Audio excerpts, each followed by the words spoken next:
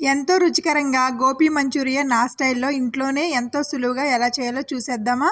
Hi friends, ఎలా ఉన్నారు? బాగున్నారా? నేను మీ దివ్య. మన వీడియోస్ నచ్చినట్లయితే మన ఛానల్ని లైక్ చేసి సబ్స్క్రైబ్ చేయండి.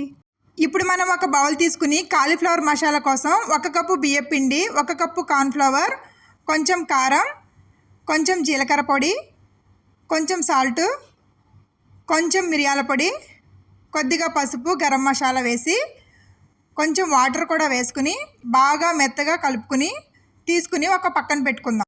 ఇప్పుడు ఉడకబెట్టిన కాలీఫ్లవర్ని ముందుగా కలిపిన మసాలాలో వేసి 2 నిమిషాలు బాగా కలుపుకుని స్టవ్ వెలిగించి ఆయిల్ హీట్ అయిన తర్వాత ఇప్పుడు మసాలా కలిపిన కాలీఫ్లవర్ని ఒకటిగా వేసుకుని బాగా ఇటువైపు అటువైపు కలుపుకుని బాగా వేగిన తర్వాత తీసుకుని పక్కన పెట్టుకుందాం.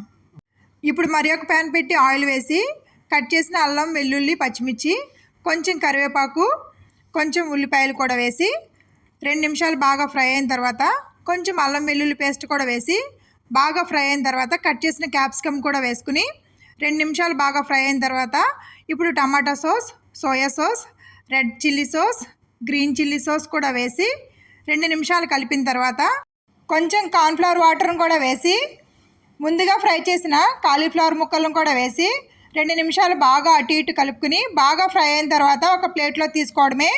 ఆఖరిలో కొంచెం పచ్చిమిరపకాయలు వేసుకోవడమే. అంతే, ఎంతో టేస్టీగా నా స్టైల్లో గోబీ మంచూరియా రెడీ. మరి ఒక రెసిపీతో మీ ముందుంటా. బాయ్.